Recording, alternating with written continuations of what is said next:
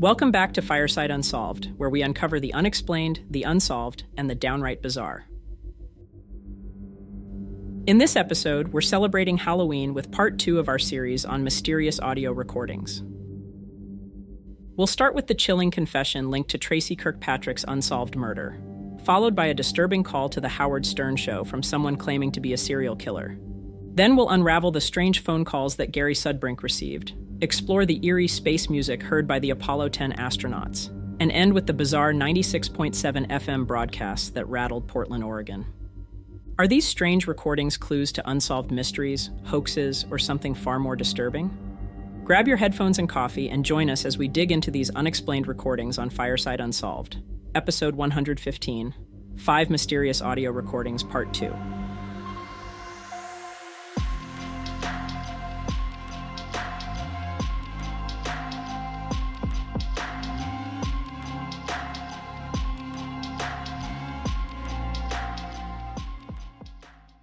On March 15, 1989, 17-year-old Tracey Kirkpatrick was working alone, in charge of closing the small clothing store she worked part-time by 9 p.m. At approximately 11 p.m., a security guard noticed that the lights were still on in the store. When he checked the front door, he found it open. Upon searching the store, he found Tracey in the back storage room, deceased. The scene was gruesome, and Tracey was stabbed multiple times. The police investigated various leads, including friends, family members, and local residents, but nothing substantial emerged. Then, something strange happened. In 1991, 2 years after Tracey's murder, a man identifying himself as Don called a nationwide crime tip line. Hello, my name is Don, and I'm calling from Frederick, Maryland. I know this is going to sound surprising, but 3 months ago, I stabbed a girl to death. And you might think that in making this tape, I'm setting myself up to be caught, but there are a lot of guys named Don in Frederick. The girl I killed was working in a ladies' sportswear store. I often came by and talked to her when she was working alone. And one night when she was in the storeroom and we were talking, our conversation turned into an argument. And so I took out a knife that I have with me at all times, and I killed her. And a few days later, I realized that I had created a lot of sadness. And I thought about turning myself into the police. But whatever they do to me, that won't bring Tracey back. So I decided that I better keep free because we have the death penalty in Maryland. Thanks for listening. I'm sorry about what I did, but nothing can change it. Bye. His description matched the circumstances of Tracey's murder, and he offered information that was not widely known to the public at the time. Police immediately attempted to trace the call and investigate further, but despite their efforts, Don was never identified, and no further leads came from the confession. Some investigators believe Don's confession could have been genuine, while others speculate that it could have been a hoax by someone who had read or heard details about the unsolved murder. Tracey Kirkpatrick's murder remains unsolved, and the confession remains a clue that has yet to bring closure to her case. The Howard Stern show was notorious for its outrageous and unfiltered content, especially in the 90s and early 2000s. But specifically in August 1997, the show became the stage for something far more sinister. A call that would leave the listeners stunned. On August 13th, 1997, a man who identified himself as Clay called into the Howard Stern show. At first, he seemed like just another fan calling in to banter with Stern, but as the conversation unfolded, the tone quickly turned dark. And then what, you strangled him? Once. How else did you kill him? Well, a few times, actually most times with a hammer. And where do you do this primarily? I've done it twice in a parking garage, and then the rest of the times on the side of the road. And you're from the New Orleans area? Yes. And how, what do you beat them to death with a hammer? Man. It usually only takes once, and Dude, you got to have a lot of anger in you. yes. Man. Dude, you're a serial killer. Yeah. Yeah. Wow. What made this call so incredibly cold and eerie was the matter-of-fact way in which he spoke about his alleged crimes. There was no boasting or theatrics. He sounded calm, almost detached, while recounting his supposed actions. The call immediately raised questions. There were no specific details about locations or names that could directly connect Clay to any known crimes at the time, but the way he spoke, emotionless, left a lasting impact on everyone who heard it. Even Stern seemed unsettled, probing Clay for more information while maintaining a balance between disbelief and concern. Despite efforts to trace the phone number used to call, the man known as Clay was never identified. To this day, the question lingers. Was the man who called in really a serial killer? Or was he just an elaborate prankster playing on listeners' morbid fascination? In February 1993, a man named Gary Sudbrink, a U.S. Air Force officer from Long Island, New York, experienced one of the strangest and most unnerving series of phone calls ever recorded.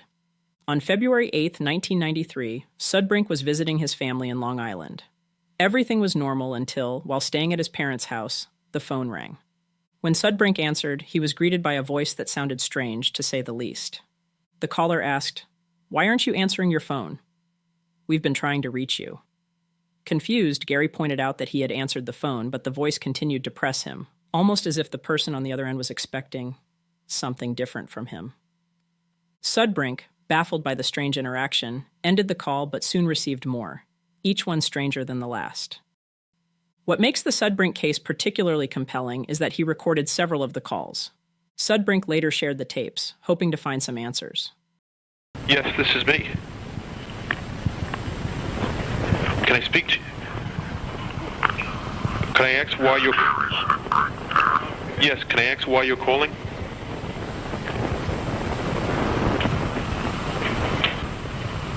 Can I please ask? Yes, this is. Yes, that is me.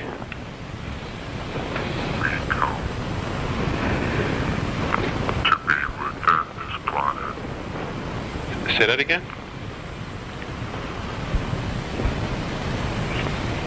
This planet. Leave?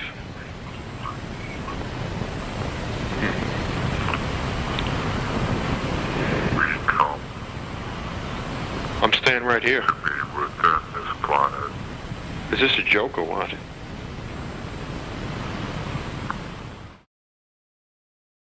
While the recordings certainly sound bizarre and inexplicable, no concrete evidence has ever surfaced that can explain their origin. Many people have analyzed the recordings, but the calls remain as mysterious now as they were in 1993.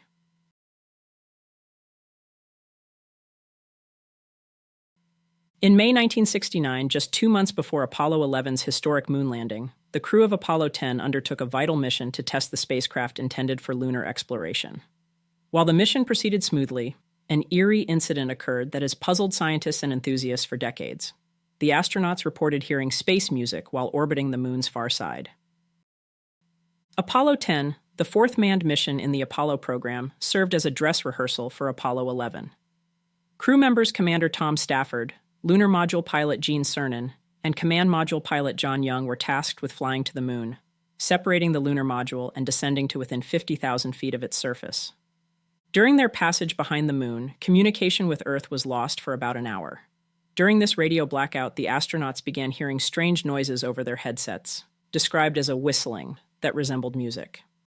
The bizarre sounds were captured on audio recordings, which remained classified for years before being released to the public, sparking intrigue and speculation. That music even sounds outer spacey, doesn't it? You hear that? That whistling sound? Yeah. Look at your...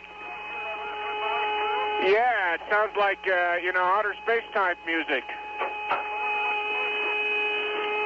Hey, Tom, is your insulation all burned off here on the front side of your window over here? Right? Yeah.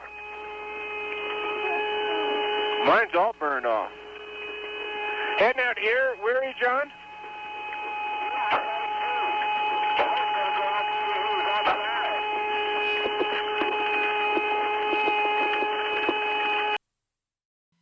Despite NASA's explanation of radio interference being widely accepted, the incident continues to fascinate those intrigued by the mysteries of space travel.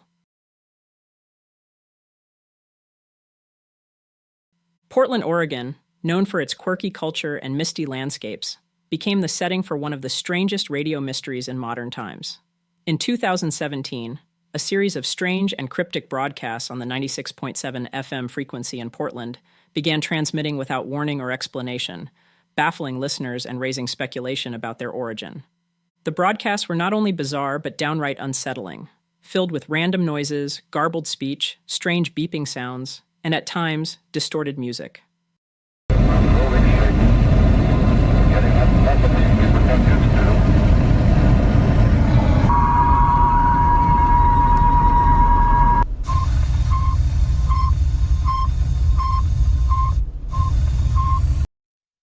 As these broadcasts continued without official acknowledgement or explanation, theories ranging from government experiments to pirate radio stations and even alien contact took hold, cementing 96.7 FM's broadcasts as an unsolved audio mystery. What made the broadcast particularly odd was their lack of any clear identification. In the U.S., most radio stations are required to give call signs or station IDs at regular intervals, but 96.7 FM offered none. This sparked initial theories that it could be a pirate radio station, a common occurrence in Portland's underground music scene. Yet, there was something distinctly unusual about these transmissions, something more unsettling than your average rogue station playing indie music or political commentary. As interest in the broadcast grew, amateur radio hobbyists and curious locals attempted to track down the source of the transmissions. Using radio direction-finding techniques, some claimed that the signal appeared to be moving, which led to speculation that the broadcasts were being transmitted from a mobile source, such as a vehicle. Despite these efforts, no one was able to conclusively pinpoint where the broadcasts were coming from. The FCC, which oversees and regulates radio frequencies in the United States, was made aware of the strange transmissions. However, there was no public indication that the FCC had launched a formal investigation. Given the relatively low power of the signal and its seemingly random nature, the broadcast may not have been considered a significant priority for regulators. After months of erratic transmissions, the mysterious broadcasts on 96.7 FM began to fade away as suddenly as they had appeared. By summer 2018, reports of the strange noises dwindled, and eventually, the frequency returned to regular, unremarkable programming. No official explanation was ever provided, leaving the mystery of 96.7 FM's broadcasts unresolved. We've heard some strange and mysterious audio recordings, from the chilling confession of Tracey Kirkpatrick's murder, the unsettling claims of a possible serial killer on The Howard Stern Show, Gary Sudbrink's odd phone recordings, the unexplained space music captured during the Apollo 10 mission, and the bizarre broadcast from 96.7 FM in Portland, Oregon. Whether a still unsolved confession, unexplained phenomenon, or a bizarre transmission, these recordings remind us that there are some baffling mysteries out there waiting to be uncovered. If you enjoyed today's episode, please consider liking, commenting, and subscribing, and share the episode or channel with your fellow mystery enthusiasts. And hit that notification bell so you don't miss any episodes. Stay safe, and we'll see you next time. Fireside. Thank you for joining us for another episode of Fireside Unsolved. If you haven't already, please like and subscribe to help the channel grow. Until next time, take it easy and be easy, you filthy bastards.